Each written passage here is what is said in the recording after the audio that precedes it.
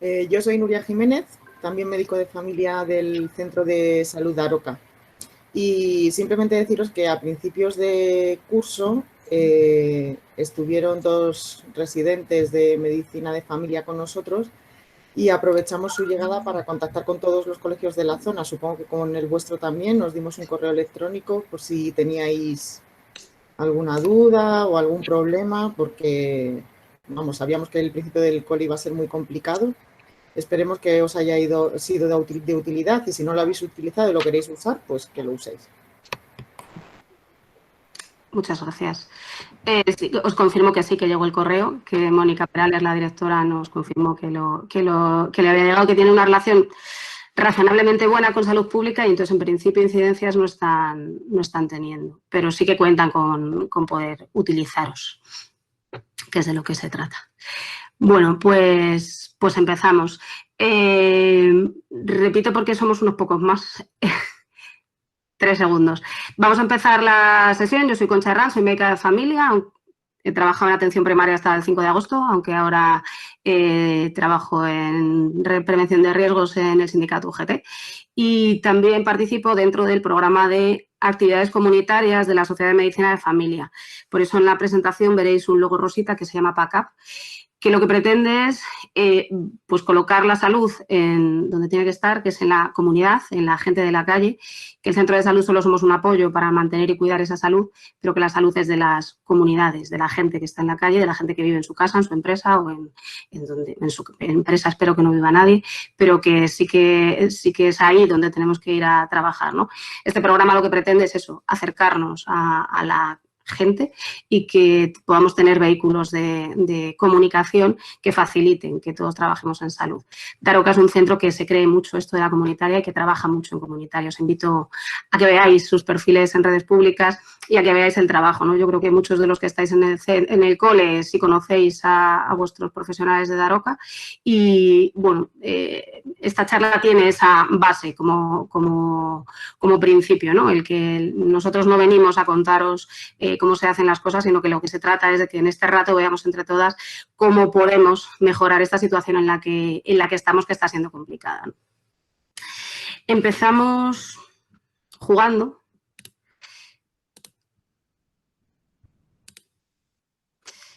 Un segundo. En la charla vamos a hablar de coronavirus, pero lo que quiero, sobre todo, es que nos contéis cosas, ¿vale? ¿Veis en la pantalla? Podéis bajaros en el móvil o en el ordenador simplemente con colocar menti.com. Introducís ese código que hay ahí, 586858. Y se trata de que pongamos ahí palabras a las que nos suena coronavirus. Cuando pensamos en coronavirus, ¿en qué pensamos? Lo que se nos ocurra, ¿eh? No hay por qué decir esto no vale. Lo que sea. Id colocando ahí.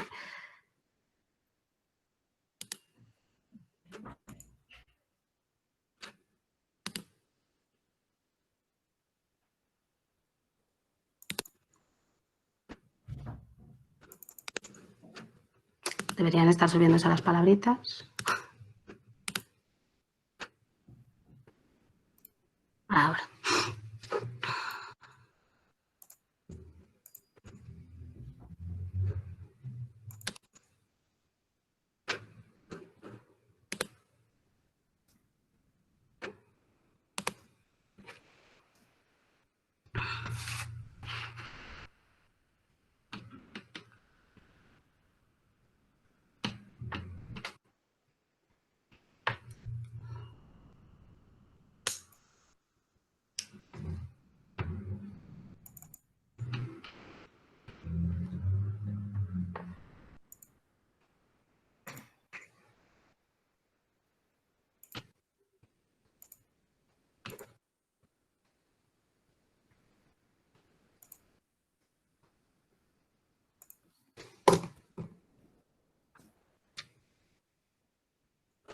Bueno, Pues efectivamente, ¿no? El coronavirus nos suena fundamentalmente a contagio, a evadirnos cosas, a evocarnos cosas tristes, ¿no?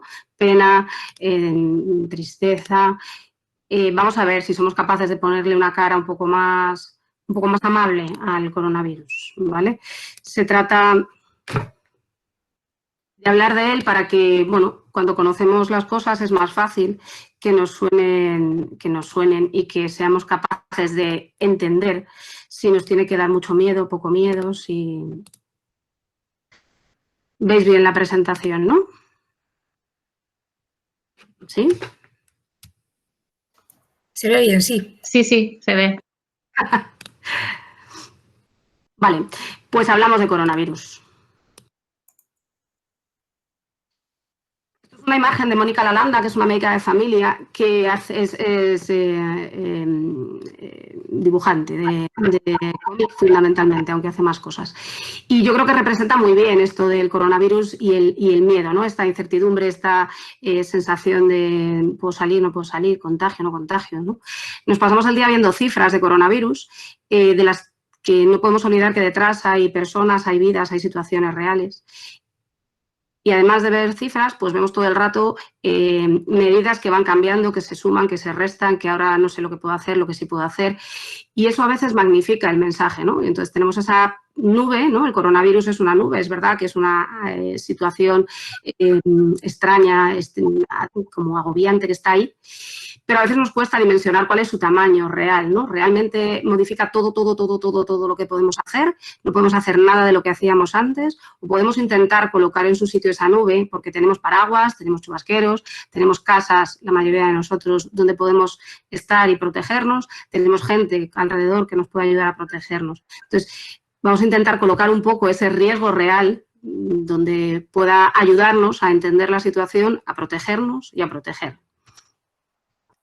En la página del Ministerio de Sanidad tenemos mucha información acerca de lo que es el coronavirus. Es verdad que estamos en un momento en el que es muy difícil buscar dónde realmente podemos buscar información veraz. La recomendación desde nosotros es buscar en las páginas oficiales. Es verdad que estas cosas van cambiando, pues porque estamos en una pandemia de origen viral y los virus cambian, las situaciones pandémicas caen en sociedades, las sociedades cambian, las sociedades se adaptan y eso hace que vayamos teniendo que cambiar recomendaciones y tenemos que cambiar los documentos que hay, ¿no? No decimos lo mismo, no dice lo mismo el Ministerio ni la Comunidad de Madrid en agosto que decía en marzo o que dice en octubre. He dejado puesta en la presentación la vais a tener luego disponible. En la página del 11 de agosto hay una reedición el 2 de octubre, pero no hay grandes modificaciones, ¿vale? Fuentes fiables para intentar bueno, poner un poco de luz en esa tormenta, ¿no? Nos vamos a referir sobre todo al Ministerio de Sanidad y a la Comunidad de Madrid, porque es el entorno en el que estamos. ¿Qué es el coronavirus? Pues es un virus que es capaz de causar infección en seres humanos. No tenemos muy claro de dónde viene, parece ser que es una zoonosis, ¿no? Que estaba en los animales y saltó a la especie humana. Tenemos otros coronavirus con los que convivimos y con los que hemos sido capaces de establecer una convivencia, ¿no? y de que no sean tan dañinos como está siendo este. ¿Va a pasar esto con este coronavirus? No lo sabemos. Pero es verdad que es un bicho que es nuevo, que no conocemos del todo, pero sí se parece a otros, lo cual nos permite adoptar, permitió al principio adoptar esas medidas que fueron eficaces en el principio y que siguen siendo eficaces a día de hoy. ¿Cómo se transmite? Pues certezas que tenemos. Se transmite por contacto directo, ¿vale? De los ojos, o sea, de las secreciones de la persona que tiene coronavirus, que está infectada, con las boca, ojos o nariz de la otra persona que no está infectada. ¿Cómo nos lo pasamos? Pues por contacto, yo toco mis secreciones y sin lavarme las manos toco a otra persona, o porque cuando yo hablo lanzo pequeñas gotitas de mi saliva que están infectadas con virus. Y cuando estornudo, cuando canto, cuando grito, cuando fumo, también salen esas pequeñas gotitas. Esas pequeñas gotitas pueden quedar suspendidas en el aire durante poco tiempo y haría que si otra persona entra pueda respirar eso, pero esos virus que están suspendidos durante muy poco tiempo y en distancias cortas, menos de 2 metros en principio, ¿vale? Una cosa que no sabíamos al principio es que los asintomáticos y presintomáticos sí transmiten virus. Una persona asintomática es una persona que tiene virus en sus secreciones de vías respiratorias, pero no tiene ningún síntoma, él no percibe estar enfermo. Y una persona presintomática es la que no percibe estar enferma, pero pasados unos días sí va a tener síntomas. En el momento de ser presintomático no lo sé, porque no sé lo que va a pasar 3 días después, pero sí es útil para saber que cuando empiezo a estar enfermo puede que los 2 días anteriores haya estado transmitiendo enfermedad, o sea, transmitiendo virus sin haber percibido yo tener síntomas, ¿vale? ¿Cuáles son los síntomas? Pues yo creo que tenemos más o menos todos encuadrados: la fiebre, la tos, la sensación de falta de aire, de manera muy aguda, como muy abrupto, ¿no? Como cuando empieza, se parece un poco en ese inicio a la gripe, ¿no? Es de forma brusca. El catarrillo es como más lento, esto es de forma como muy brusca. Todos hemos oído ya que la disminución de falta la falta de gusto y de olfato es muy típico de coronavirus, y luego la sensación de me encuentro mal, de escalofríos, de dolor de garganta, de dolores musculares, de cansancio, dolor de cabeza, y asocia diarrea o vómitos y también a veces lesiones en la piel. ¿Son típicos de coronavirus estos síntomas? Ninguno hay que sea capaz de por sí mismo diagnosticar coronavirus, con lo cual a día de hoy el diagnóstico de coronavirus lo hacemos con pruebas complementarias, que ahora las veremos, qué pruebas utilizamos para hacer ese diagnóstico de más o menos certeza de que eso es un coronavirus y no es una gripe o no es uno de los otros no sé cuántos virus que hay, muchos cientos, que producen síntomas respiratorios parecidos. ¿Cuál es la evolución del cuadro? Pues la gran mayoría de los casos, ronda el 80%, son cuadros leves. Leves en los que me encuentro peor o mejor, pues dependiendo de muchas cosas. Igual que con un catarro uno se encuentra fatal y otro se encuentra regular solo, ¿no? La mayoría son leves con síntomas molestos. Existen esos casos que no presentan síntomas, asintomáticos, y luego existen casos graves en los que aparecen neumonías y aparece esa dificultad respiratoria y, bueno, incluso pues, fallos a nivel de muchos órganos distintos, incluso muerte en los pacientes, ¿no? Los casos más graves ocurren sobre todo en pacientes vulnerables, pacientes que tienen edad avanzada, que tienen enfermedades previas, crónicas, o que tienen enfermedades relacionadas con sus sistemas inmunes, ¿vale? Esos son los que llamamos grupos vulnerables y que hay que identificarlos porque hay que protegerles de forma especial. Es importante que no es que se contagien más, sino que cuando se contagian es más fácil que tengan evoluciones de su enfermedad más graves y que tengan más posibilidades pues, de fallecer o de tener que tener ingresos hospitalarios o ingresos en cuidados intensivos. Otro dibujín de Mónica Lalanda que representa los síntomas, ¿no? De coronavirus. Es muy gráfico, yo creo que está bastante bien hecho para saber un poco que todo esto nos puede sonar a coronavirus. Lo digo porque a veces cuando acudís a los servicios de salud, pues os preguntamos cosas que a veces os llaman la atención. Bueno, pues porque hay que estar pendiente de muchas cosas diferentes, ¿no?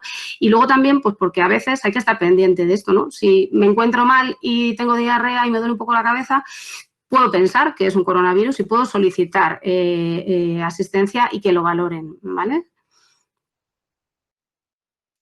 Y os decía que no hay nada que nos diga que eso es un coronavirus. ¿Cómo lo detectamos? Pues tenemos 2 tipos de pruebas. Unas que detectan al virus, lo que es partículas de virus, y otras que detectan anticuerpos frente a ese virus. Son defensas que ha hecho el cuerpo de una persona que ha estado en contacto con ese virus, que ha tenido infección. Las que detectan virus, pues tenemos la PCR, que es la que nos suena a todos desde hace mucho tiempo, que lo que detecta es material genético del virus. La muestra se coge de la nasofaringe, que es meter un tubito, o sea, un hisopo, como el de los oídos, pero más largo, como así, por la nariz, por el suelo de la fosa nasal, hasta la parte de atrás de la garganta. Es molesto, se nota ahí como un picorcillo en la garganta, llora el ojo, quiero decir, hay que ir allí atrás. Lo metemos, giramos, lo sacamos, se mete en el otro agujero y se saca. Se puede coger orofaringea o solo nasofaringea. O sea, orofaringe, nasofaringe o solo nasofaringe. Luego eso se mete en un tubillo que tiene que ir al laboratorio. En laboratorio se tiene que analizar, los microbiólogos y los técnicos tienen que analizarlo, luego tienen que hacer un informe y ese informe tiene que volver a salud pública y atención primaria o al servicio donde se haya solicitado. Con lo cual depende mucho del tiempo y depende de tener un servicio de laboratorio. Luego tenemos el test rápido de antígeno, que es mucho más reciente, utilizado desde primeros de octubre, que detecta las proteínas del virus, como la parte de fuera del virus, ¿vale? La muestra es exactamente igual, de nasofaringia. Es mucho más rápido porque tenemos el resultado en 15 minutos y además se hace en el sitio de la prueba, no requiere que haya infraestructura de laboratorio. Cada una de ellas tiene una indicación diferente, no son iguales, no se pueden utilizar la una y la otra de forma indistinta. En general, nos quedamos con que el test rápido de antígeno lo utilizamos en los primeros días de infección y que la PCR la utilizamos cuando han pasado más días o cuando tenemos en general cuando han pasado más días. En el estudio de contactos en Madrid se está utilizando también el test rápido de antígeno. En determinados sitios se está diciendo que no es útil. Bueno, hay que ver muy bien cuándo usamos una prueba y cuándo usamos otra. No es sencillo, ¿vale? Hay protocolos que dicen, ¿no? A nivel internacional y en concreto en Madrid, con el test que utilizamos en Madrid, cuándo está indicado hacer uno y cuándo está indicado hacer el otro. Y eso es el sanitario que hace el test, pues quien decide en función de la situación del paciente. No olvidemos que es una prueba complementaria.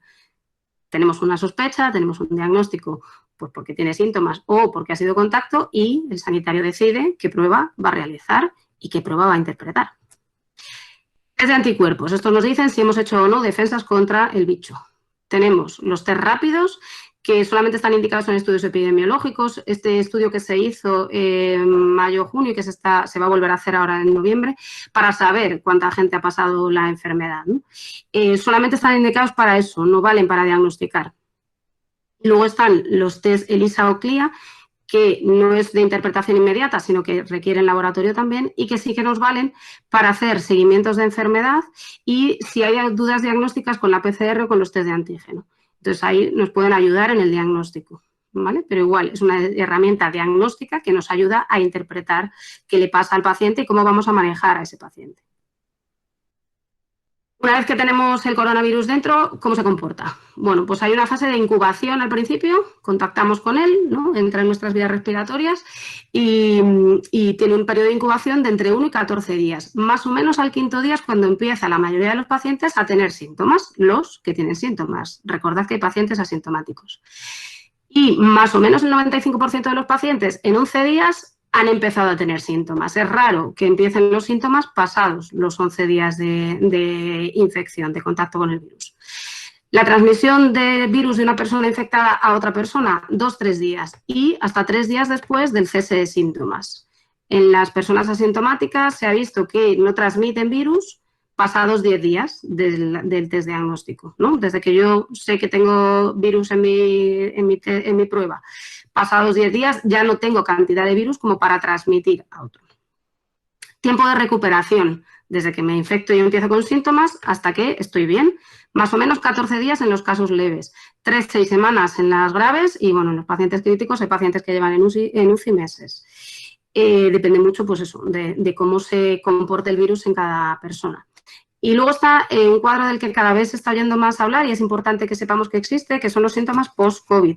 Son pacientes que tuvieron infección leve, moderada o grave, no siempre aparecen los graves, que persisten síntomas, sobre todo relacionados con la fatiga, o sea, con la sensación de cansancio o con la sensación de dificultad respiratoria, con cuadros digestivos o con cuadros a veces con sensación de palpitaciones y así, durante semanas o meses. Eso, claro, estamos todavía muy prontito como para saber qué pronóstico va a tener, pero sí se está haciendo seguimiento a todos esos pacientes y se está intentando estudiar qué pasa ahí y cómo podemos manejarlo.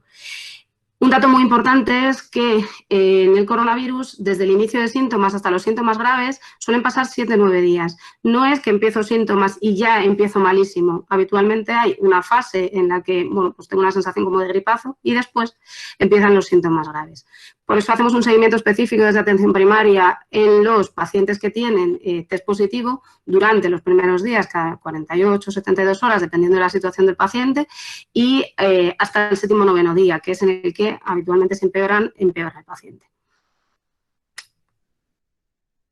Esta la tendréis luego, yo creo que es interesante ver qué términos manejamos. Caso sospecha, caso descartado, caso confirmado, pero este es contacto, no es contacto, ¿esto qué es, no? Bueno, términos muy concretos en una infección que bueno, pues hay muchas incertidumbres, esto sí lo tenemos muy claro. Un paciente sospecha es el que tiene síntomas compatibles con la infección, ¿no? Yo sospecho que puede tenerla. Tengo ese paciente con sospecha, pero le hago un test diagnóstico y me sale negativo, pues es un caso que en principio está descartado. Ojo, si yo sigo teniendo alta sospecha clínica, me parece que puede ser pues porque es un contacto estrecho, porque los síntomas me son muy sugestivos de que esto sí puede ser un coronavirus. En 48 horas repito la prueba y confirmo o descarto si sigue siendo, o sea, si se descarta o si confirmo el diagnóstico. Puedo tener un caso confirmado, que es un paciente que tiene síntomas y que tiene una prueba diagnóstica positiva y además tiene síntomas en ese momento, ¿vale? Ese es un paciente con infección activa. Puede que tenga una infección, o sea, una prueba diagnóstica negativa, pero tiene una IgM positiva, que me quiere decir que su sistema inmune en ese momento está luchando contra el virus, con lo cual interpreto que es que tiene virus, aunque por lo que sea, el test de la nariz me salga negativa, ¿vale? Y luego tenemos personas asintomáticas, no tenemos síntomas de sospecha, pero tienen una prueba positiva. Esos son también se les considera con infección activa esos 10 días que os decía. Y luego tenemos pacientes con infección resuelta, pacientes que mantienen PCR positiva durante mucho tiempo, pero ya no son infectivos, ya no transmiten enfermedad. Y pacientes que tienen serologías positivas, ¿no? Mantienen esas IgGs. Al principio del cole, acordaros que se hizo test a los profes y había un jaleo ahí con las IgM, las IgGs. Pues claro, tener IgG quiere decir que ya pasé la enfermedad, pero que no que en este momento la tenga y la transmita, sobre todo que la transmita. ¿Y qué es un contacto estrecho? Esta definición es clarísima y es la que nos permite manejarnos para saber qué hacemos con el paciente contacto, si le aíslo, si no le aíslo, si cuarenteno, si no cuarenteno. Persona que ha estado en el mismo lugar que un caso a una distancia menor de 2 metros durante más de 15 minutos. Distancia menor, lo que os decía, las gotitas que salen cuando hablo, cuando respiro, menos de 15 minutos, porque más de 15 minutos, si estoy menos es poco probable que la cantidad de virus que llega a mi vía respiratoria me infecte. Y en un entorno en el que podemos hacer valoración del seguimiento, valoraremos si las medidas han sido adecuadas o no. Por eso en los coles, que sí se puede supervisar si el uso de la mascarilla es adecuado o no adecuada, se cuenta con el uso de la mascarilla porque podemos supervisar si estaba siendo utilizada de forma adecuada o no estaba siendo utilizada de forma adecuada, ¿vale? Contacto estrecho, el que ha estado más de 15 minutos a menos de 2 metros y sin medidas de protección. ¿Dónde es más fácil contagiarse? En sitios cerrados, porque es difícil mantener más de 15 minutos, que tengamos la mascarilla puesta todo el rato y de forma correcta. Y si tenemos múltiples contactos, cuanta más gente es contacto nuestro, más posible es que tengamos contacto con el virus. Pues porque cuando es simple probabilidad, ¿no? Si yo solo me junto con 5 personas siempre, es difícil que, una de esas 5 puede estar contagiada. Si me junto con 30 personas, pues una de esas 30, ¿no? Disminuir el número de contactos y disminuir el contacto en sitios cerrados facilita que cortemos la transmisión del virus y facilita que hagamos los rastreos de los pacientes que son positivos. ¿Qué sabemos de la inmunidad del coronavirus? Pues a día de hoy, y esta sí que es muy a día de hoy solo, sabemos que se crean anticuerpos.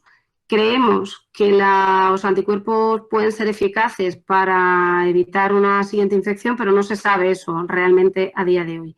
Sí parece que puede haber inmunidad celular, que llaman, que es que una persona que ya ha tenido contacto con el virus es capaz de generar anticuerpos de forma muy rápida, con lo cual su sistema de defensas sería muy rápido a la hora de volver a contactar con el virus y a la hora de volver a crear una respuesta que le proteja.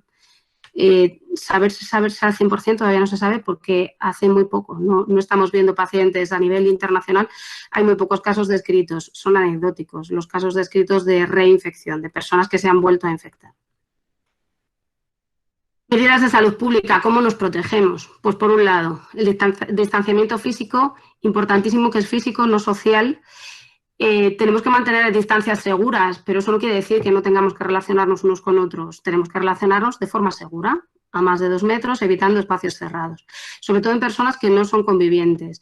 Y si tenemos que relacionarnos con los no convivientes, que por supuesto tenemos que relacionarnos con no convivientes, aumentando, ¿no?, el cuidado en mantener las medidas. ¿Qué es el aislamiento? El aislamiento es cuando tenemos un paciente que tiene infección por coronavirus y se tiene que quedar en su casa, en su habitación, con la mascarilla puesta y sin relación con nadie de los que hay dentro de su casa para evitar contagiar a los demás. Lo hacemos durante un periodo de 10 días desde el inicio de síntomas o del diagnóstico en los que al menos 3 tiene que estar asintomático. Por eso a veces el aislamiento dura 10 días, a veces dura 15, a veces dura 7, porque ya habíamos tenido, o sea, desde que le decimos que es positivo, dura 7 días, porque cuando hacemos PCRs el diagnóstico había sido antes, no es el día que le doy el resultado. ¿Y qué diferencia hay entre aislamiento y cuarentena? Cuarentena son las personas que han sido contacto estrecho, pero que no son positivos. En esas personas les dejamos en su casa para evitar que, si han tenido ese contacto estrecho, pero no han empezado todavía a desarrollar suficiente cantidad de virus como para contagiar a otros, evitemos que, si en un momento dado aparece esa posibilidad de contagiar a otros, contagien a los demás. ¿Vale? Entonces le tenemos en casa, se les va llamando para hacer seguimiento desde teóricamente Salud Pública a los rastreadores para ver si empiezan con síntomas o no empiezan con síntomas, y tienen que estar también en su casa separados del resto de su familia, porque si yo estoy en cuarentena en mi casa porque es posible que pueda en un momento dado empezar a transmitir virus, no tiene sentido que pueda poner en riesgo a los convivientes, ¿no? ¿Esto es fácil de hacer? Pues no, muchísimas veces no es fácil de hacer, ni el aislamiento ni la cuarentena, pero sí es importante que busquemos la manera de, en cada caso, facilitar que eso se pueda hacer. Y las medidas de protección para protegernos a los otros y protegernos a mí. Es muy importante tener en cuenta esto. No se trata de que yo no me contagie, se trata de que pensar en que yo también puedo contagiar. Entonces nos protegemos todos, yo te protejo a ti y tú me proteges a mí. Mantenemos distancia, ventilamos de forma frecuente, higiene de manos muchas veces, lo hacíamos bien al principio, estamos bajando un poco la guardia, muchas veces. ¿Cuántas? Muchas. Usamos mascarilla de forma adecuada. Tapamos la nariz, la ajustamos en todos los rebordes, lo de llevar la mascarilla por aquí y que por aquí se nos cuele o por aquí. No es muy útil lo de hacer los nudos aquí en la mascarilla, es buscar la mascarilla que a mí me ajusta. Como es una cosa que vamos a utilizar durante mucho tiempo, busquemos la mascarilla que nos es útil a nosotros, que se adapta a mi cara, a mi presupuesto, a mis ideologías de si la quiero reutilizable, no reutilizable, lavable, no lavable y a quién se la quiero comprar. Pero sí que dediquemos tiempo a buscar qué mascarilla me es útil a mí. Y tiene que ajustarse a la cara. Una mascarilla que no se ajusta permite que se nos salga en nuestras secreciones cuando hablamos, respiramos o tosemos. Evitamos tocarnos la cara, la nariz, los ojos y la boca, por lo que decíamos. Ahí es donde está el bicho y donde, si yo he tocado a alguien que tiene bicho, me lo voy a colocar. Aíslate si tienes síntomas. Si yo empiezo con síntomas compatibles y ya hemos visto que hay muchos distintos, me quedo en casa y me vigilo y espero un poco a ver qué pasa. No me creo que es un catarro, como todos los años me cojo un catarro. Vamos a esperar un poco y vamos a cuidar un poco más ese catarro y vamos a consultar. Ayudemos a la protección de los vulnerables, lo que os decía. No se trata de que se van a morir más, de que se van a contagiar más. Se trata de que es más posible que se pongan mucho más malitos que los que no tenemos a priori una condición de vulnerabilidad, ¿no? Vamos a protegerles y vamos a cuidarles más. ¿Cómo? Aumentando las medidas cuando tenemos contacto con ellos o evitando los contactos estrechos con ellos. Hay momentos en los que no es posible evitar el contacto estrecho. Si yo tengo que hacer un cuidado de una persona vulnerable, tengo que cuidar a esa persona vulnerable. Tengo que tener un contacto estrecho, pero aumento medidas de protección, higiene de manos y mascarilla fundamentalmente. Evitamos los espacios cerrados, siempre que sea posible. En el cole no podemos evitar los espacios cerrados. Bueno, podemos aumentar el tiempo fuera y podemos ventilar para que no respiremos en espacio cerrado. Y evitamos aglomeraciones, se disminuye la cantidad de gente que hay dentro de los espacios cerrados, ¿no?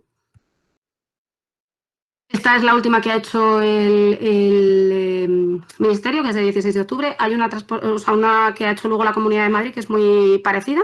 Y pues eso, lo que hemos dicho hasta ahora, ¿no? Mascarilla, lavada de manos, distancia, espacios al aire libre y, si empiezo con síntomas, me quedo en casa y cumplo aislamiento y cumplo cuarentena. Fundamental esto.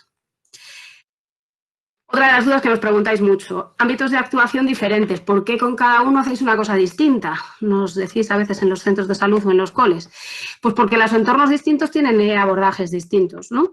Hay 3 sitios diferentes donde vemos personas más que pacientes. Por un lado está la escuela, en un entorno en el que sí o sí va a haber contactos, porque las personas que van a la escuela, tanto los trabajadores de las escuelas como el alumnado, está en un sitio que está cerrado en algunos momentos del día y que tienen una relación personal, ¿no? Se juntan allí.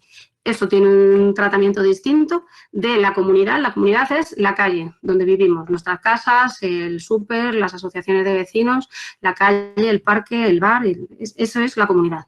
Y ahí hay un manejo diferente también. Y luego está el entorno laboral. En cada trabajo son los servicios de prevención de riesgos y las empresas pequeñas, empresas grandes, quien tiene que ver cuáles son las medidas de protección que tiene que poner dentro de su empresa y cómo tiene que hacer el seguimiento de las personas que dentro de la empresa sean en contacto o sean sintomáticos, ¿no? Las empresas se relacionan con sus servicios de prevención y con atención primaria, la escuela con salud pública, que es quien decide si esos son contactos estrechos, no son contactos estrechos, a quién cuarentenan y a quién aíslan, y la comunidad con atención primaria. Escuela y atención primaria se relacionan fundamentalmente cuando hay sintomáticos, ¿no? El niño o el adulto del cole que empieza con síntomas, claro que tiene que ir a su médico de familia o a su médico de atención pediátrica o a su enfermero. Pero para decidir los contactos, en principio salud pública. Lo que os decía Nuria, si tenéis dificultad con salud pública, pues contactáis con el centro de salud. ¿Qué hacemos con las cuarentenas? Que os decía antes que a veces nos cuesta mucho y cuando a veces entendemos que hay cambios que nos parecen aleatorios, nos cuesta mucho más entender. Los cambios no son aleatorios, ¿no? Os decía que durante los primeros 11 días es cuando es más fácil que la persona empiece a tener síntomas y eso quiere decir que tenga más bicho y que transmita, ¿no?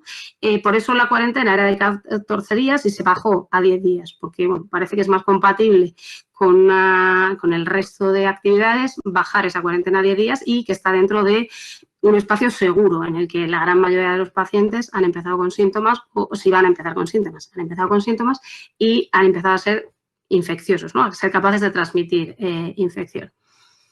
Si tenemos coronavirus, nos diagnostican de coronavirus, tenemos que estar 10 días en casa. Si hemos tenido un contacto puntual solo, pues son 10 días en casa también, pero si hemos tenido un contacto que no es puntual solo, sino que soy yo quien cuida a una persona que tiene virus positivo, mis días de cuarentena empiezan desde el último día de contacto con ese positivo, o sea, desde el final de su aislamiento, con lo cual mi cuarentena son en total 20 o 24 días.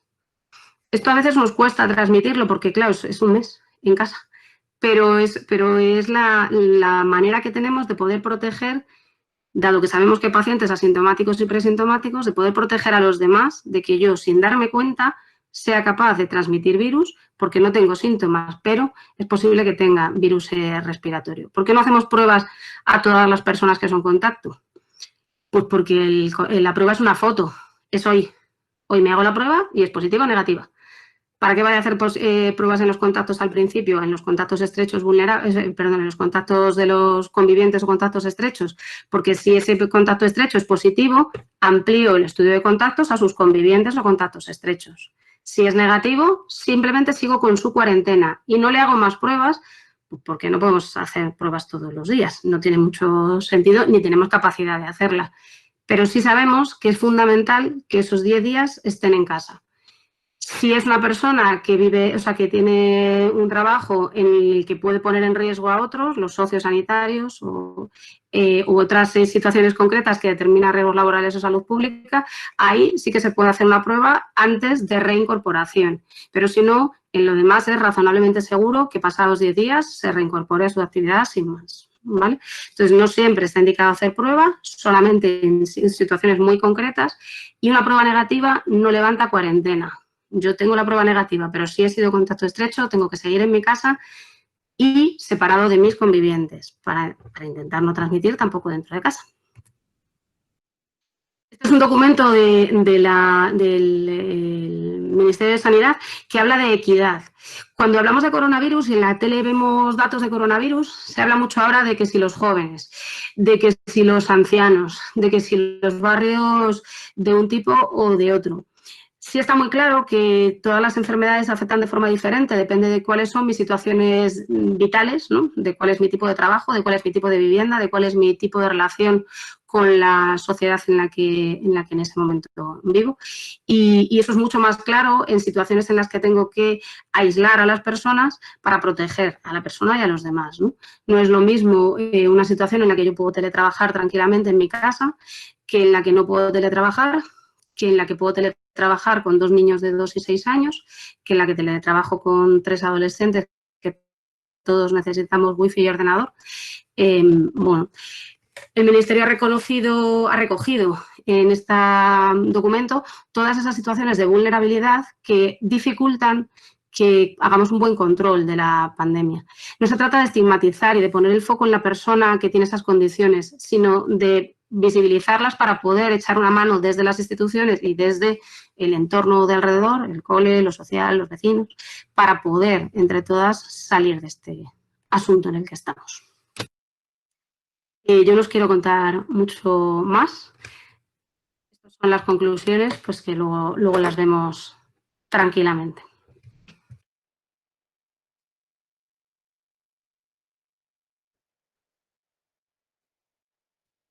Abrimos turno de palabra. Ya hay una pregunta.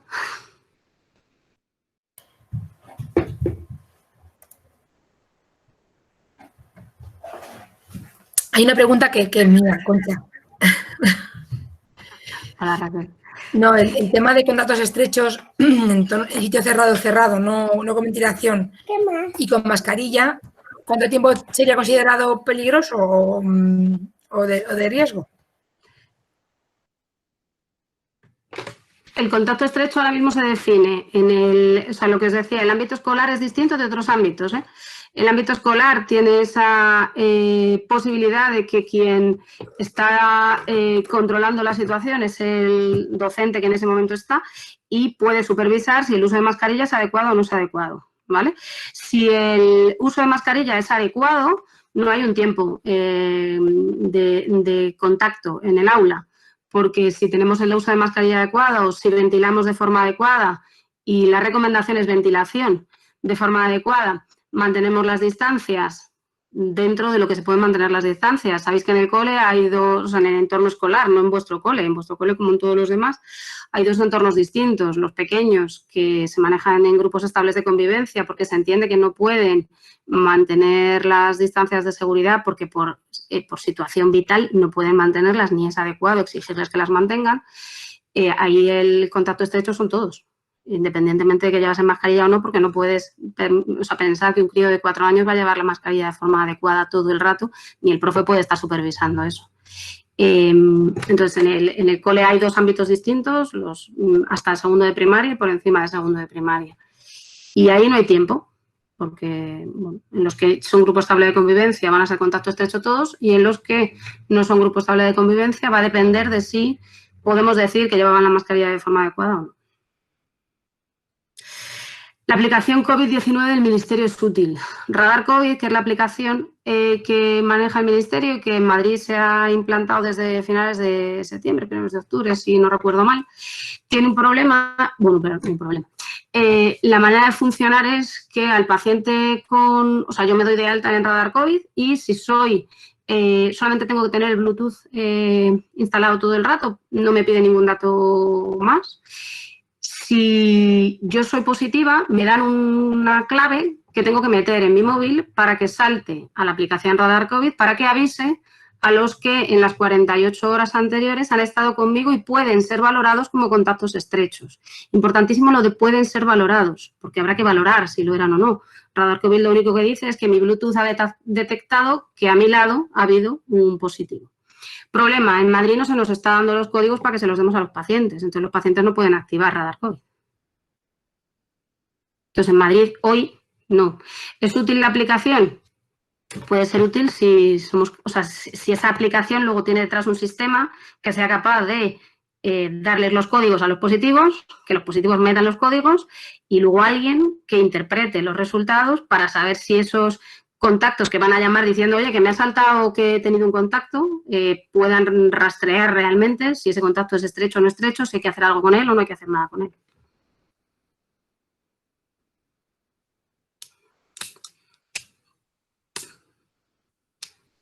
Nuria, contesta la de la vitamina D.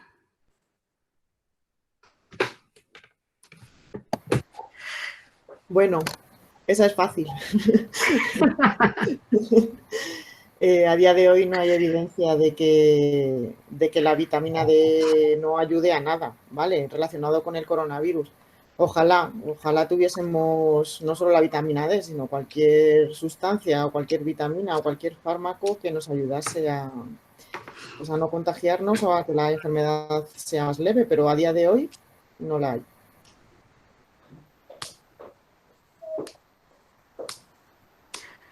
Y en general, efectivamente, con que nos dé el solecillo suficiente para la vida en general con la vitamina D.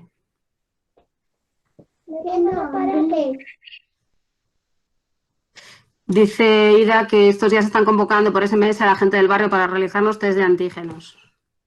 Si quieres, Toño, contestar. Pues la verdad es que están siendo muy controvertidos. Ahí ya se pronunció la Asociación Madrileña de Salud Pública en contra de estos test masivos, porque no se está poniendo el esfuerzo donde se debería, que es en buscar en donde más casos puede haber o en hacer un rastreo claro de donde hay más casos. Y esto es un poco buscar aleatoriamente, pues eso, a veces es una aguja en un pajar y un poco es quien quiera ir, o sea, porque es totalmente aleatorio.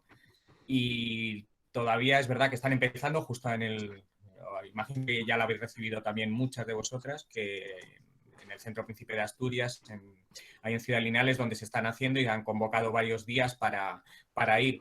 Es verdad que, para que veáis, nosotros tampoco hemos tenido mucha información de qué se está haciendo, nos está llegando como muchas cosas a través de los propios pacientes y nos hemos enterado muchas veces así que va a ser así, y luego la información no nos está llegando bien de quién está dando positivo y ahora nos llegará, o sea que todavía no, por ejemplo, el impacto de estas pruebas que se están haciendo en el Príncipe de Asturias todavía lo estamos por ver. Sí que lo sabemos en otras zonas de la Comunidad de Madrid, que luego te cargan los datos y hay que manejar toda esa información. Creemos que sería mejor otras cosas, pero bueno, vamos a ver un poco cómo funciona, también un poco la gente si va, si no va, y sobre todo un poco cómo se comunican con nosotros y con Salud Pública esos casos positivos. Pregunta Prado, que es profe de infantil, que si llevamos la mascarilla mucho tiempo sería conveniente descansar cada cierto tiempo de ella y que si nos da la sensación de que nos asfixiamos. A ver, descansar de la mascarilla, si estás en un ambiente absolutamente seguro, sí, claro, puedes salirte al patio tú sola y quitarte la mascarilla. Pero primero, en principio no es necesario, sí es importante lo que os decía, hacernos con una mascarilla con la que nos sintamos cómodas a la hora de llevarla, ¿no? Es un elemento de seguridad y si yo voy a estar en un sitio en el que voy a tener contacto, porque por mi trabajo voy a tener contacto con otros, y en eso, o sea, ahí es absolutamente imprescindible que la lleve, pues la tengo que llevar, no me queda otra. Cuando y como descanso, si me agobio de llevar la mascarilla, en los momentos de descanso en los que yo pueda dejar mi actividad y salga a un espacio seguro en un entorno donde me la pueda quitar. En Madrid, en la calle, no te puedes quitar la mascarilla porque es obligatorio llevarla en espacios públicos, pero yo qué sé, si en una terraza en el sitio donde trabajes y tienes esa necesidad, yo creo que lo que hay que trabajar es esa necesidad, ¿no? Todos nos acostumbramos a trabajar con mascarilla. Al principio nos decíais muchos que los sanitarios estáis acostumbrados. En primaria no hemos llevado mascarilla más que, bueno, en situaciones muy, muy, muy contadísimas. Todos nos hemos tenido que acostumbrar a llevar la mascarilla puesta para trabajar y es imprescindible llevar la mascarilla puesta para trabajar. Entonces, no me la puedo quitar. ¿Cuál tengo que llevar? A ver, pregunta interesantísima en infantil. Cuando el de enfrente no lleva mascarilla y la sospecha de que pueda haber riesgo de infección es alta, ¿no? En Madrid, por ejemplo, con las tasas de infección que hemos tenido estos días de atrás y que parece que van bajando, pero siguen siendo muy altas, deberíais poder llevar una mascarilla o una FFP2 o una mascarilla quirúrgica que se ajuste muy bien a la cara y probablemente debería llevar pantalla encima. ¿Por qué pantalla? Porque protege los ojos y protege de que vosotras mismas os toquéis las mascarillas. Entonces, en los peques se os arriman, os achuchan, os lloran, os gritan. Entonces, bueno, pues pantalla y mascarilla quirúrgica probablemente sería suficiente. Y fundamental lo de que las mascarillas las llevemos según dice el fabricante. Las mascarillas quirúrgicas se pueden llevar 4 horas no más porque pierden capacidad de filtración. Entonces yo puedo contagiar o puedo ser contagiado. Y las FFP2 8 horas, ¿vale? Pero de forma, o sea, que sigamos las instrucciones del fabricante. Las reutilizables se pueden reutilizar, sí, pero no sine die. 10 lavados, 25 lavados los que llevan. ¿Puede producir dolor de cabeza llevar la mascarilla puesta? Pues en principio no. Debería producir dolor de cabeza llevar la mascarilla puesta. Vuelvo a que hay que aprender a respirar con la mascarilla puesta, hay que aprender a hablar con la mascarilla puesta y si yo noto que la mascarilla me produce dolor de cabeza, o sea, noto que empiezo con dolor de cabeza, pues me quitaré la mascarilla, pero el hecho de llevar mascarilla no produce dolor de cabeza.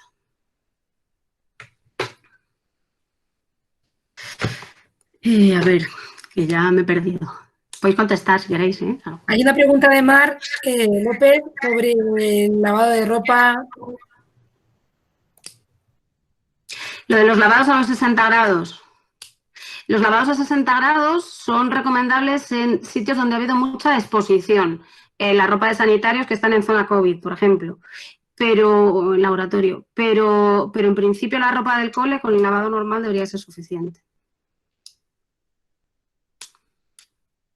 Sí, tener una ropa de cole y una ropa de casa, es pues igual que de calle y de casa, es útil y sobre todo en los que tenéis, o sea, hablamos de los docentes, que hay contactos con muchas personas distintas, ¿no? Los críos al final se relacionan entre unos cuantos, los profes y relaciones con más, ¿no? Entonces sí tener una ropa distinta porque os tocan, porque os achuchan, porque ¿no? Comparten con vosotros vuestras secreciones, sobre todo en los chiquititos, ¿no? Los de segundo de la ESO, en principio, no. ¿Vale? Pero en principio, vamos, lavar la ropa normal. Hay una recomendación específica en el Ministerio sobre las medidas de ropa y de mascarillas. Dice Ira que en mi casa somos 5 y a mí me han llegado 3 citas distintas. Ya, las citas no son nominales, lo que miran es que ha llegado a tu móvil, porque las mandan al móvil que hay de contacto en el paciente. Las citas para los cribados estos aleatorios.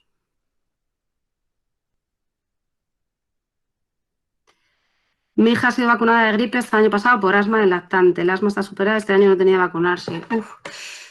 La indicación de vacuna de gripe en población de menos de 65 años o de 60 en Madrid está en grupos de riesgo. Grupos de riesgo, el asma como tal no es grupo de riesgo, excepto que no esté bien controlada. Eso es la indicación de vacunación de gripe en Madrid, ¿vale? Entonces, en principio, estrictamente no estaría dentro del grupo de riesgo. Ahora, lo que diga su profesional sanitario de referencia. Y vacuna de gripe y vacuna de COVID, o sea, perdón, ¿hay que vacunarse más de gripe por riesgo de COVID? No, hay que vacunarse de gripe porque la gripe es un riesgo. Y entonces la vacuna de gripe es necesaria por la gripe. Es una vacuna con una efectividad, ¿no? La capacidad real de proteger al paciente o a la persona que se vacuna, pues no es muy alta, pero es lo que tenemos contra la gripe, no tenemos otra cosa. ¿Es más importante este año para que no convivan la gripe y COVID? Sí, claro, porque es verdad que si podemos proteger a todos los vulnerables de gripe, los podemos proteger de gripe, pues fenomenal, ¿no? Disminuimos la cantidad de pacientes que tendremos con gripe. Pero no porque tengan que ver una cosa con la otra, ni porque el hecho de que estés vacunado de gripe me haga descartar que eso es una gripe y voy a diagnosticar un COVID, no. Tendré que pensar que puede ser una gripe, aunque estés vacunado de gripe, y tendré que descartar COVID igual que si no estuviera vacunado.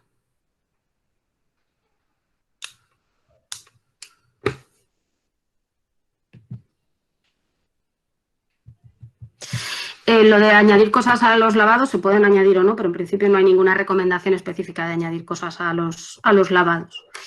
Los medidores de CO2. os voy a poner en el chat una referencia a una charla que hubo el miércoles pasado de la FAPA Giner de los Ríos, que hablan 3 expertos en estas cosas.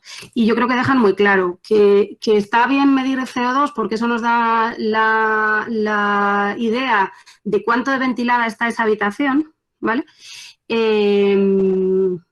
La evidencia de transmisión por aerosoles es la... O sea, parece que se habla cada vez más. Hay cada vez más evidencia, ya había evidencia al principio de que había transmisión respiratoria y en la transmisión respiratoria hay transmisión por aerosoles. Lo que no está claro es que la transmisión por aerosoles en un ambiente no cerrado y que se ventila tenga un peso importante en coronavirus. Lo importante es ambiente cerrado que no se ventila aumenta la capacidad de transmisión, pero ambiente cerrado que sí se ventila, la capacidad de transmisión no es muy alta y más cuando además tenemos el resto de medidas, distancia y mascarilla. Entonces, si yo estoy en un sitio cerrado que no puedo ventilar, pequeño, en el que estamos 15, casas de más de 1 y más de 2 que viven en Madrid, la capacidad de transmisión del virus ahí dentro es muy alta. Si yo estoy en un aula de un cole que tiene ventanas y puertas que pueden ventilarse, que tengo distancia de seguridad y que además uso mascarillas y aumento la higiene de manos, la capacidad de transmisión del virus ahí es muy pequeña.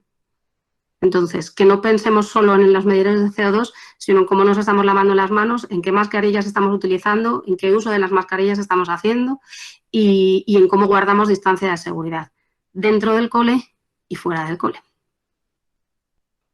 Medidor de CO2. En esta charla que os digo, que ahora os cuelgo ahí, es muy interesante ver cómo el medidor de CO2 nos puede hacer, por un lado, familiarizarnos con que tenemos que ventilar en general, no solo por el COVID. Todos hemos entrado en un cole a las 5 de la tarde después de la jornada y el ambiente es irrespirable. Eso es un caldo de cultivo para todos los bichos que queramos, no solo para COVID. Eso no pasa ahora en los coles. En los coles ahora hay un ambiente mucho más respirable, está fenomenal. ¿Vale? Y luego es muy útil ver, pues eso, que puede ser un ejercicio útil para que el segundo de la ESO sepa qué pasa cuando ventilamos y qué es un medidor de CO2. Fenomenal.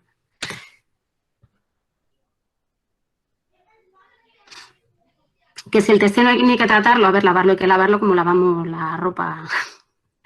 Pero...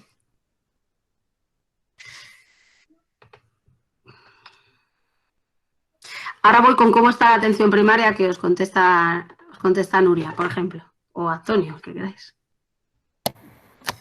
Pues, ¿cómo está la atención primaria? Pues está mal, está muy mal, la verdad. Estamos sobrepasados, pero no ahora, o sea, llevamos sobrepasados desde marzo. Nosotros no hemos notado eso de que cae la ola, sube la ola, o sea, para nosotros esto está siendo un tsunami desde que empezamos a ver coronavirus. Pues primero, porque ya partíamos de un déficit estructural muy importante, sobre todo de recursos humanos, importantísimo, que nos faltaban pues de todos los profesionales, medicina, enfermería, administración. Y ahora con esto, pues imaginaros, o sea, hemos tenido que hacer una zona de coronavirus que se lleva muchos recursos humanos, o sea, se lleva médicos que dejan de pasar consulta, enfermeras que hacen pruebas de detección de antígenos y que esa gente pues, no pasa consulta. Y como vosotros decís, pues hay otras patologías que además hemos estado dejando y posponiendo que de verdad nos preocupan muchísimo. Somos conscientes de que no cogemos el teléfono, lo cual nos preocupa muchísimo más. Somos conscientes de las colas que se hacen en la puerta del centro de salud, a consecuencia cogemos el teléfono y que nos preocupa muchísimo porque es que un día le va a pasar algo a alguien en esa fila y además ahora llueve, hace frío, o sea, pero de verdad no sabemos ya, o sea, no sabemos cómo denunciarlo, no sabemos cómo protestar, no sabemos cómo pedir. Ya no solo más teléfonos, es que necesitamos gente que coja el teléfono. O sea, no necesitamos teléfono físico, necesitamos gente que coja el teléfono y eso con administrativos valdría. Y luego necesitamos profesionales, o sea, ayer Antonio estuvo haciendo un recuento de los profesionales médicos que faltaban y eran 11. 11 de 33. Eso quiere decir un 30% menos de la plantilla trabajando. Entonces, lo que nos está pasando es, primero, que no llegamos. De verdad que no. O sea, por mucho que nos estiremos, no somos chicles, es que no llegamos. O sea, estamos atendiendo 80 llamadas al día. Es que no podemos. Más la gente que hacemos venir a la consulta para explorar y verla presencialmente. Más el coronavirus que va aparte. Por otro lado, o sea, hay veces, muchísimos días que dejamos a gente sin llamar, porque es que se cierra el centro de salud, pues es que nos tenemos que ir a casa. Luego tenemos que atender a los pacientes en domicilio. Y lo que nos está pasando, bueno, a mí es que me pasó ayer muchísimas veces, es que os decimos, el médico os llamará el miércoles. Pero es que no es este miércoles, es que es el miércoles de la semana que viene, porque es que hay una lista de espera tremenda. Entonces, pues sí, o sea, somos conscientes y de verdad que compartimos con vosotros la preocupación. Estamos muy, muy, muy preocupados, muy preocupados.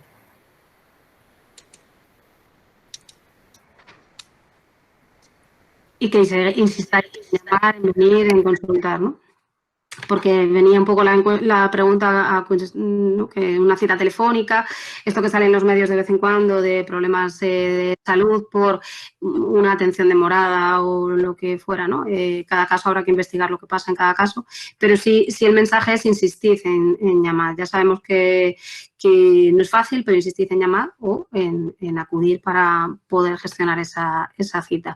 Como dice Nuria, los pacientes a veces se quedan sin llamar, se les rescata al día siguiente. Es verdad que a veces, o al día siguiente cuando se puede, es verdad que a veces hay mucha dificultad de acceso al paciente cuando llamamos también, que llamamos y hay teléfonos que no contestan o que no se pueden coger, porque entendemos que también el paciente no está en su casa esperando a que le llamemos, sino que pues, trabajan y a veces es difícil las dos partes, ¿no? Entonces, bueno, que es cuestión de seguir insistiendo en los 1000 sitios donde estamos insistiendo para que esto pueda mejorar y sobre todo de que no os quedéis con dudas de salud, que insistáis en preguntar, que efectivamente no todo es coronavirus.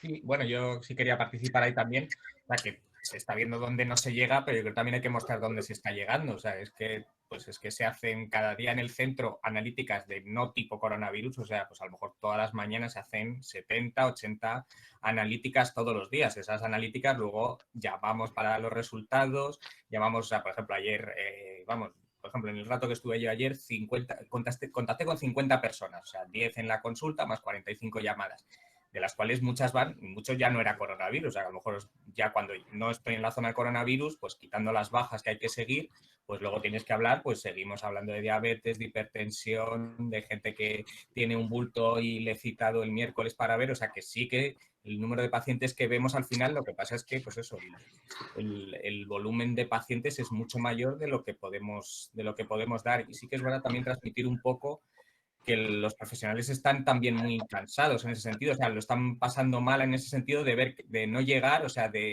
sobre todo, es verdad que ahora ya un poco menos, pero sí que hubo un tiempo ahí que para encima se habló de que estaban los centros cerrados o de que no se atendía. Entonces, muchas veces los compañeros, o sea, que yo siempre lo digo muchas veces, yo creo que no hemos trabajado más en nuestra, o sea, siempre yo creo que se ha trabajado mucho, pero no se está trabajando más que ahora y ves que no llegas y sobre todo que hacia adelante. Entonces, sí que un poco yo creo que una de las cosas que queremos trabajar un poco con las asociaciones del barrio un poco es que habrá que intentar reclamar, o sea, que mejore la accesibilidad a los dos niveles, tanto a nivel del teléfono como a nivel de mejorar en la gestión de que no haya colas. O sea, hay que hacerlo de alguna manera y habrá que buscar las soluciones entre todos, pero desde luego tiene que ser con más recursos, o sea, es que con menos, o sea, muchas veces habéis oído el tema de lo de los refuerzos, o sea, el refuerzo yo entiendo que es un refuerzo por encima del 100%, nunca estamos al 100%, o sea, siempre nos manejamos en porcentajes de trabajadores del 60, el 70, el 80% y la demanda de salud es muchísimo mayor ahora. Entonces sí que ahí yo creo que hay que buscar una solución entre todos a esta situación. Rescato una del chat que pregunta que si se pone malo y no cogen el teléfono o te dan cita telefónica para dentro de una semana. La demanda que tiene que ver con sospecha de coronavirus tiene que ser atendida en 24 horas. Si no te dan una cita telefónica en esas 24 horas, 48 horas, pero en principio 24, tienes que ir al centro de salud y se valora en la puerta del centro de salud la atención inmediata o la derivación al momento que sea más adecuado, ¿vale? Pero eso en relación a coronavirus. Y en relación a lo no coronavirus, pues exactamente igual. Si es una demanda de salud que a mí me preocupa lo suficiente como para tener que tener una atención pronta, si no la consigo, me acerco. Es verdad que ahí luego entramos en qué es urgente y qué no es urgente, qué nos parece demorable y qué no nos parece demorable, que puede esperar a otro momento. Y ahí la manera de medir es muy distinta de unos profesionales a otros y de unos pacientes a otros, ¿no? Lo que a mí me puede parecer una cosa, a mí como paciente me puede parecer una cosa urgente de correr ya, pues puede que no sea tan urgente de correr ya. Y luego hay mucha patología que no es fácil de ver y muchas situaciones de salud que no son fáciles de ver porque, bueno, pues entendemos que ya se me quitará, ¿no? Todo lo relacionado con la salud mental, todo lo relacionado con los cuidados y los mayores, todo lo relacionado con los cuidados y los menores. Bueno, eso tiene que repercusión en salud y también hay que poder consultarlo, ¿no? Que contéis con que eso hay que colocarlo también dentro de una atención primaria absolutamente saturada, pero es que tiene que estar. Y entonces, igual que insistimos en que me hagan una PCR, pues tengo que insistir si tengo una situación que creo que mi médica de familia o mi enfermera tiene que valorar, ¿no? Dicen por aquí que caso positivo en el aula, ¿qué hacemos hasta que Salud Pública contesta? Hasta donde yo sé en este momento, parece ser que tenéis una relación bastante razonable con Salud Pública y en el procedimiento está claro, en el papel que hizo la Comunidad de Madrid con Salud Pública, dice que ante la sospecha se haga la cuarentena como si fuese un positivo, que al final era negativo, se levanta cuarentena, pero ante la sospecha se maneje como tal, ¿vale? Tarda en contestar hasta una semana después de detectar el positivo. Cuando que se contesta, ha terminado la cuarentena. Fenomenal, estaba bien hecho. Quiero decir, la precaución es, si yo tengo una sospecha, cuando hemos estado tardando 10 días en tener los resultados de PCR, pues claro que las PCR llegaban positivas cuando ya habíamos terminado la cuarentena. En este momento con los test de antígeno el diagnóstico es inmediato y no nos pasa esto del retraso. Pero o sea, de lo que se trata es de que lo que buscamos es las cuarentenas para evitar que siga habiendo contagio. Con lo cual da igual si la cuarentena la ha indicado el coordinador COVID del centro escolar o si la ha indicado Salud Pública. Y la cosa es que esa persona que al final fue un positivo estuvo aislado y que los contactos estrechos lo estuvieron. Ahí es verdad que la dificultad es el contacto estrecho, porque sí es Salud Pública quien decide y ahí sí tenemos que, o sea, sí que tiene que haber una reacción más fluida. Insisto en que si tenéis dudas, pues se puede contactar por correo. El correo lo tienen en el cole. Las mascarillas hay que lavarlas como diga el fabricante. Ya está. Si el fabricante dice 60 grados, 60 grados. Si el fabricante dice que se puede lavar a mano, tender y planchar, pues lo que diga el fabricante.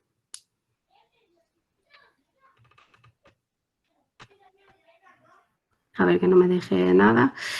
A ver, hay dos que asocio. Si no tenemos medidores de CO2 en infantil que no llevan mascarilla, temperaturas bajas, sería mayor ahorro en calefacción.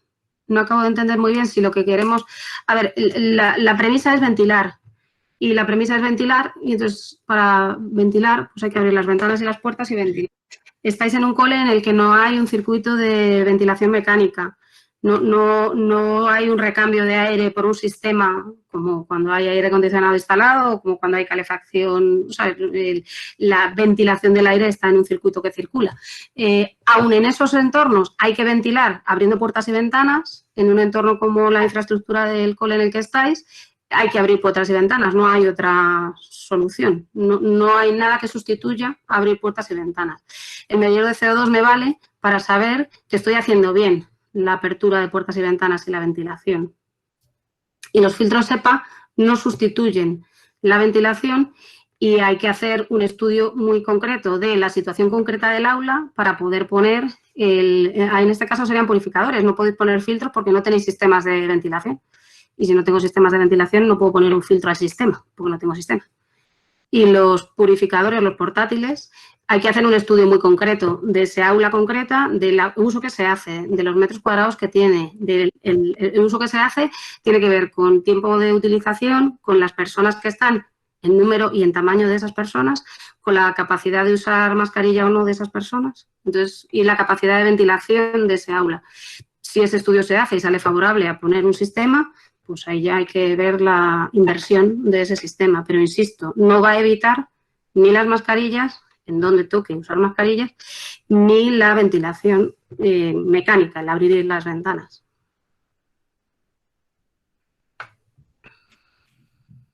Las PCRs hechas en lo privado coordinan con lo público.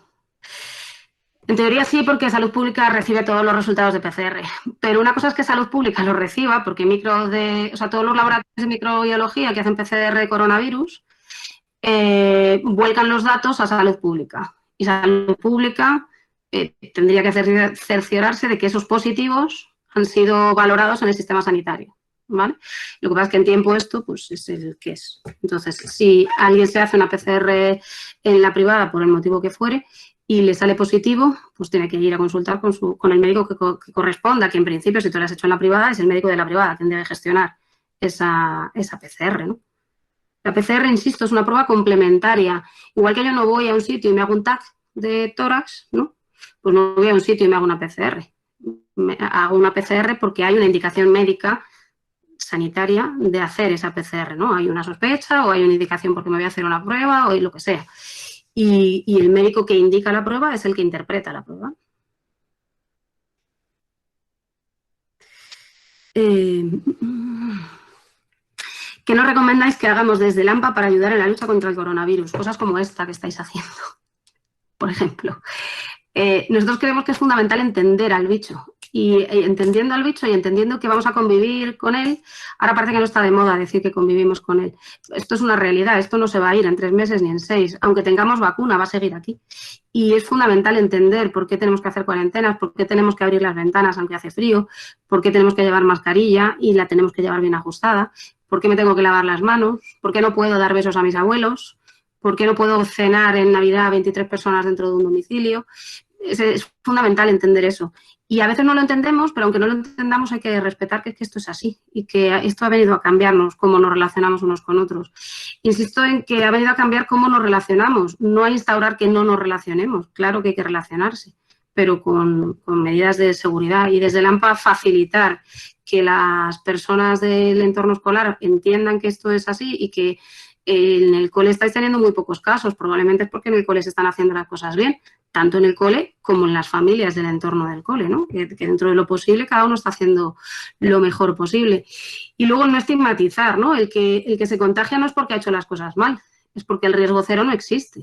Entonces, yo hago todo lo posible por no contactar con el bicho, pero si al final me contagio, pues ya está, ¿no? Pues se me trata, se me cuida y se cuida a los que hay en mi entorno. Fundamental esto también, ¿eh? No estigmatizar y culpabilizar al que se lo ha cogido. Bueno, pues ya está, pues me he contagiado. Que no, otra cosa es que me da igual todo en que salga a la calle como si aquí no pasara nada y me contagio y siga extendiéndolo, ¿no? Pero si teniendo las medidas de precaución, pues hay casos, pues los hay. Es importante no contribuir, ¿no? A contribuir a que ayudemos a estos y a evitar que haya más casos, ¿no?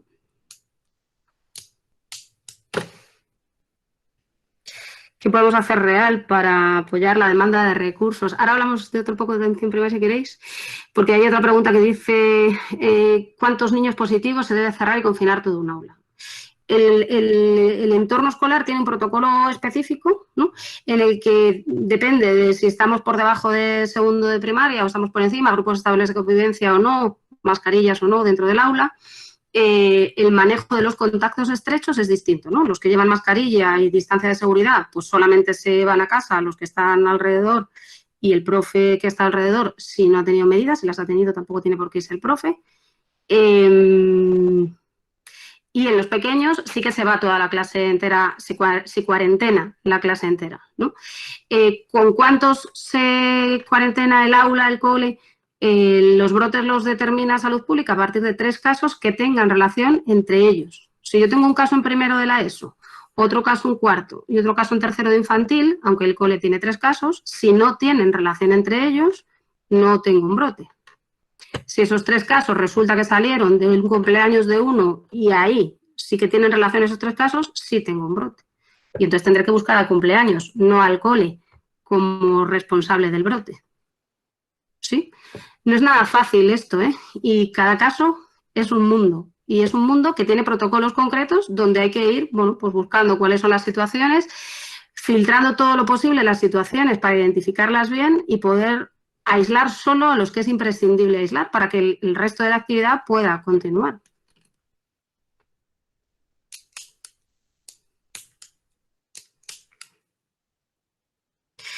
Que hay pocas vacunas de la gripe y que se ha anulado.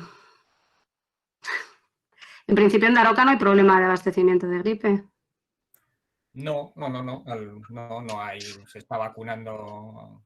Queremos intentar vacunar todavía más al día. Estamos intentando a ver si se consigue aumentar el número. Se está vacunando al día como 150 o cuántos estamos vacunando. Es que no sé al final cuántos están vacunando y llegamos a 300 personas al día, yo creo, y queremos a ver si conseguir más. También estaba apoyando al Centro Municipal de Salud, pero no sé hasta qué punto, qué cantidad está llegando a vacunar al día, pero sobre todo un poco hay que centrarse que sobre todo es en las personas indicadas, los mayores de 60 años, patologías, lo que ha dicho Concha, pero vamos, que en vacunas hay disponibilidad, o sea, no hay problema.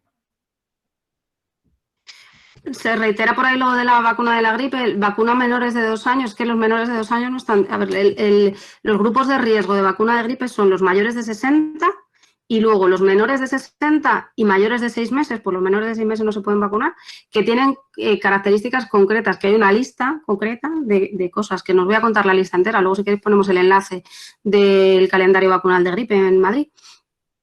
Pero que son cosas muy, muy, muy concretas, ¿eh? No se hace una vacunación a toda la población. Es verdad que hasta el año pasado en gripe nos sobraban vacunas todos los años, con lo cual al final, aunque ibas a buscar a los mayores para que se vacunasen, pues a veces no se vacunaban y entonces al final sí que vacunábamos muchas personas que no estaban dentro de los grupos de riesgo de la vacuna y dentro de la campaña de vacunación. Eso este año no se está haciendo. Y quizá hay gente que el año pasado se le vacunó y que este año se le está diciendo que no. Porque este año tenemos claro que a quien hay que ir a buscar es a los vulnerables de gripe y se está insistiendo mucho más en esa población vulnerable y esa población se está vacunando mucho más. Con lo cual hay que dejar las vacunas para esos que están dentro de la campaña y luego, si sobrasen, pues para los que no están dentro de la campaña, ¿vale? No es un recurso que podamos poner a todo el mundo en este momento.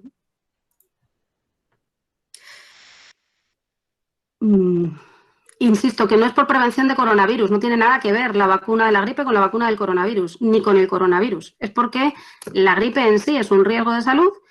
La vacuna es verdad que no tiene una efectividad altísima, todo el que se vacuna se le protege de la gripe, no. Pero es lo que tenemos contra la gripe, ¿no? Para poder intentar disminuir la cantidad de casos que hay, ¿no? Y que aunque yo tenga puesta la vacuna de gripe, puedo tener una gripe, sí. Y que aunque tenga puesta la vacuna de gripe, puedo tener un coronavirus, también. Pero bueno, que dentro de lo que tenemos es útil y es eficaz. Ejemplo de cuarentena, un positivo en el aula, varios sospechosos, finalmente negativos, se confinó el aula o durante 10 días. Lo digo, es que depende, no sé qué edad tenían esos críos, pero lo que sí insisto es en que hay un protocolo concreto que dice las cosas que hay que hacer en ese caso concreto. Es verdad que luego es muy difícil porque tú consideras un contacto estrecho o no, te cuenta el paciente la cosa y te parece que no es un contacto estrecho y luego 2 días después recuerda cosas o te cuenta cosas que te hace modificar la orientación que diste al principio, ¿no? Y en salud pública pasa igual. Entonces, bueno, que el protocolo está, pero, y eso, el contacto estrecho es el que no hay medidas en medio. Si todos llevaban la mascarilla adecuada, la sala estaba ventilada, el aula entera no es contacto estrecho, si son de más de segundo de primaria y no son grupos estable de convivencia. Tengo hipertensión, debo vacunarme. En principio, una hipertensa es calendario, o sea, es vacuna de gripe. O sea, está dentro de los grupos de riesgo. Por ahí preguntaban, por si queréis contestar, Toño o Nuria, lo de qué más podemos hacer. Ah, bueno, contesto lo del contacto positivo de los hermanos. A ver, vuelvo a la cuarentena y el aislamiento, ¿vale? Aislamiento es el caso positivo, el que tiene síntomas o no tiene síntomas, pero tiene una prueba diagnóstica positiva de coronavirus, ¿vale? Ese es caso. Y a ese se le aísla. Y ese y sus convivientes se quedan en casa. Caso positivo, ese y sus convivientes se quedan en casa. Bien, eso es caso. Contacto. Los contactos de ese caso, ¿no? El que está sentado en el banco de al lado y no lleva mascarilla puesta o no la usó bien o lo que fuera, y se le identifica como contacto estrecho, se queda en casa el contacto estrecho, pero no los convivientes del contacto. solo el contacto. Los convivientes del contacto tienen que aumentar las medidas de distanciamiento físico con ese contacto dentro del domicilio, pero no tienen por qué dejar de ir al cole ni tienen por qué dejar de hacer su actividad laboral o su actividad fuera. Sí hay que insistir en que tienen que tener más medidas de precaución.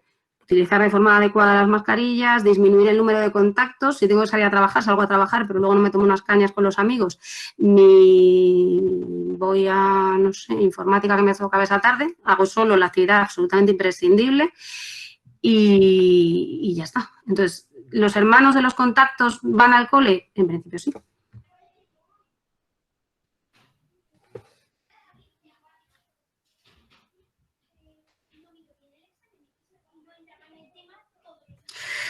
Gafas anti-COVID. O sea, la capacidad de transmisión por la conjuntiva es pequeña, ¿no? Me tengo que tener mucha cantidad de inóculo de virus y tocarme el ojo, o que el escupitajillo me venga directamente al ojo, eso es una distancia muy pequeña. Por eso decimos lo de las pantallas en las profes de infantil, que sí que tienen un contacto mucho más estrecho, pero para población general no tiene indicación las gafas anti-COVID. En el equipo de protección individual de los sanitarios, cuando están en zona COVID, sí llevan protección ocular, pero porque vas a hacer técnicas que van a generar aerosoles o vas a estar más tiempo con el paciente. Pero para población general no hay indicación de gafas ni de pantallas.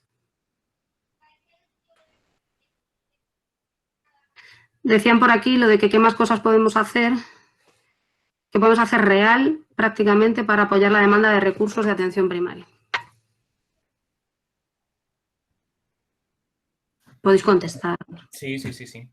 A ver, yo creo que una de las, o sea, yo creo que sí que son importantes todos estos movimientos asociativos, o sea, que yo creo que también si un AMPAS y luego se relaciona pues con otras AMPAS, se relaciona con la asociación de vecinos, un poco yo creo que ahí es cuando también muchas veces se puede coger fuerza a la hora de, bueno, pues en otras instancias, no sé, pues tenemos relación con la Comunidad de Madrid a través de nuestros colegios o tenemos en el ayuntamiento, en los plenos municipales. Pero yo creo también, o sea, sobre todo un poco luego ya a nivel individual, intentando, bueno, pues como estaba hablando Concha, o sea, yo creo que también mantener estos canales de comunicación para que veáis también cómo está la situación y comprendernos mutuamente, que yo creo también por parte de los profesionales muchas veces hay incomprensión por parte de cómo lo está pasando pues las familias en concreto, las personas y el barrio en general. Entonces yo creo que por un lado mantener estos canales de comunicación y intentar propuestas, a todo lo que sean también propuestas que veáis claras. O sea, por ejemplo, nosotros siempre estamos viendo los problemas de accesibilidad. Creemos que el tema de los teléfonos, pues a lo mejor hay que, pues reclamaciones habrá que poner cuando haya convocatorias a nivel del barrio para, a lo mejor sobre algún tema en concreto, apoyarlo, ya sea con la presencia personal o de otra manera, si se piden firmas, si se piden algún tipo de apoyo. Ahí yo creo que también un poco es cómo el barrio esté funcionando. El AMPA está dentro del barrio y las asociaciones de vecinos está en movimiento. Se ha creado una mesa de sanidad de ciudad de todo el distrito, de Ciudad Lineal, también para hablar de estos temas y están intentándolo mover a nivel del barrio. Van a hacer una campaña de carteles de información y luego se van a hacer pues algún tipo de movilizaciones. Entonces yo creo un poco hay que estar en contacto y ir viendo, o sea, luego concretas, pues eso, pues a veces las reclamaciones, pero a veces yo creo que también el conocernos y el mantener esa comunicación, yo creo que ya es el camino hacia buscar una solución que muchas veces se nos escapa porque parece, obviamente, la decisión está muchas veces muy arriba a nivel político, pero creo que también los políticos notan la presión luego en los medios de comunicación o a nivel de, bueno, pues sus representantes, y notan que en los barrios la gente está molesta con estas situaciones, pues puede que mejore. Entonces yo creo que sí que mantener, pues eso, tanto los movimientos asociativos como luego la comunicación entre, en este caso, profesionales y asociaciones del barrio.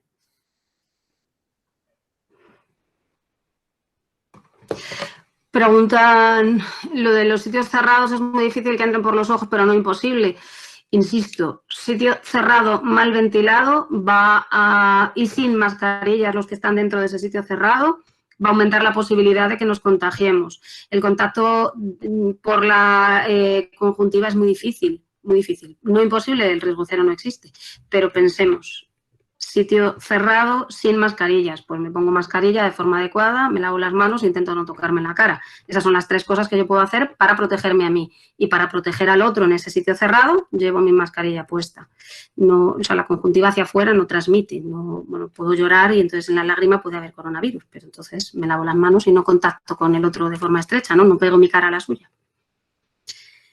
Cosas que se comentan en el chat de padres. Os decía y cuelgo ahora, lo pongo en el chat porque podáis acceder ahora directamente y luego estará como...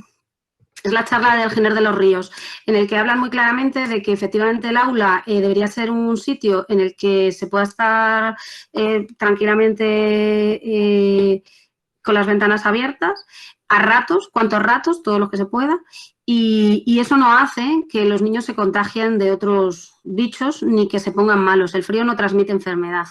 Es verdad que si de repente tengo frío puedo tener una sensación así como de retortijón en la tripa o de que me moleste un poco la garganta, pero solamente tendré un virus si hay virus en el ambiente, si no, no lo tendré. Las pulmonías no se cogen por estar en ambientes fríos. Las neumonías, que es como se llama el bicho, o sea, la enfermedad del pulmón, tiene un origen infeccioso en la mayoría de los casos. En medicina nada es blanco o negro. Pero en principio el hecho de estar en un sitio en el que hay, o sea, en una habitación bien ventilada no hace que vaya a aumentar otros virus. De hecho, las medidas de protección frente a coronavirus parece ser que sí están teniendo incidencia en que haya menos casos de otras enfermedades infecciosas que a esta época, que a estas alturas del año tendríamos muchísimas más, ¿no? De otros virus, ¿no? El hecho de que estemos protegiéndonos con mascarillas, con mayor ventilación y con mayor higiene de manos está haciendo que tengamos menos catarros también y menos virus respiratorios de otros tipos, ¿no? Pero insisto, si tenéis 1 horita y media, está interesante ver esa charla y ver cómo, pues eso, se trata de ventilar y de tener el confort térmico, ¿no? El que yo me encuentre bien. Si el crío tiene frío, pues busquemos la manera de que tenga menos frío, ¿no? Igual que cuando nos vamos a la sierra o cuando nos vamos a la playa, no llevamos la misma ropa. Si en el cole este año hay que tener las ventanas abiertas y hay que tenerlas durante tiempos largos, pues la ropa que llevemos al cole tendrá que ser distinta de la que llevábamos al cole en septiembre cuando hacía calor.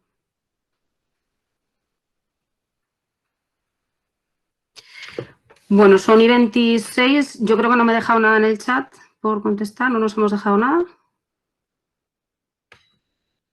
Entró la pregunta del millón. ¿Cuál? Ha entrado una pregunta así como última hora, por si acaso quieres mirarla antes de cerrar. Afortunadamente la Comunidad de Madrid... Ya lo he comentado, lo de la Comunidad de Madrid va a comprar medidores de CO2 para asegurar la ventilación es buena con temperaturas bajas. El medidor de CO2 lo que va a hacer es comprobar que lo estamos haciendo bien, pero no va a ventilar por nosotros, con lo cual vamos a tener que ventilar. Y el medidor de CO2, que la comunidad tiene una propuesta de comprar medidores, pero no sé cómo se va a articular esa propuesta. También tiene una propuesta de reforzar la atención primaria y una propuesta de dotar de profesores a los coles y, bueno, pues está llegando hasta donde llega. Los medidores de CO2 no van a evitar la ventilación y hay que ventilar y hay que abrir las ventanas. ¿Tienen que pasar frío? No he dicho que tengan que pasar frío. Lo que pasa es que sí que van a tener, o sea, las aulas van a tener que tener una temperatura más baja. Va a haber que ventilar y con medidor de CO2 y sin él va a haber que ventilar. Entonces, medidor de CO2 muy útil, ya lo he comentado, para valorar que estamos haciendo bien las cosas y que la ventilación está siendo adecuada. Por comentar una cosa, Concha, nosotros desde el AMPA estamos ya planificando la compra de 3 medidores para cada piso por una cuestión de, por qué tú dices, ¿no? De ir midiendo, ir viendo sin agobiarnos, ¿no? Pero poder valorar cómo se está ventilando. Pues acaso alguien tenía la duda, ¿no? Dentro de las escuelas ya pasamos un montón, que sepáis que vamos a hacer esa compra. Dice que efectivamente que el medidor no ventila, pero evita que se ventile en exceso. Claro, sí, perfecto. O sea, se trata de eso, ¿no? De confirmar que lo estamos haciendo bien y que no hay que tener las ventanas abiertas todo el santo día. Sí, claro, sí, perfecto.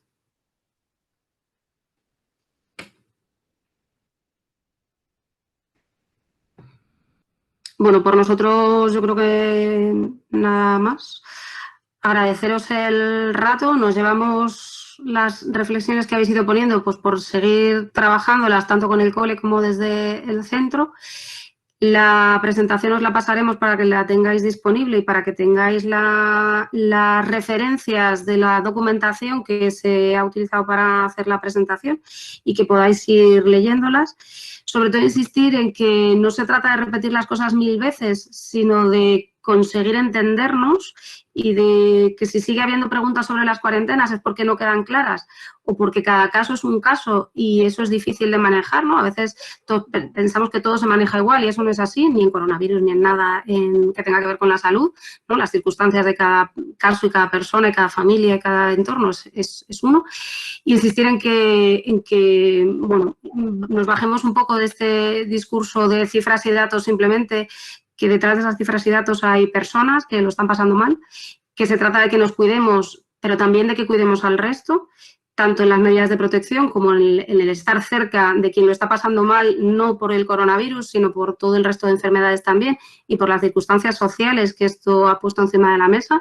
No, la dificultad de llegar a fin de mes o a mediados de mes, la dificultad de acceder a empleos, la dificultad de vivienda está clarísima y cada vez es más clara desde que en marzo irrumpió este bicho entre nosotros, que estamos pendientes de eso también y de echar mano donde podamos.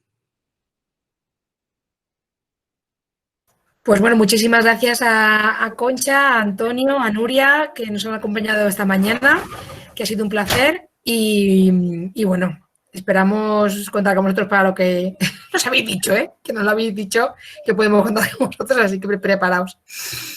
Bueno, y muchas gracias también al resto de participantes de la primera jornada de Escuela de AMPA, que es muy emocionante haber estrenado con estos ponentes estupendos. Y bueno, pues ya paró la grabación, la intentaremos colgar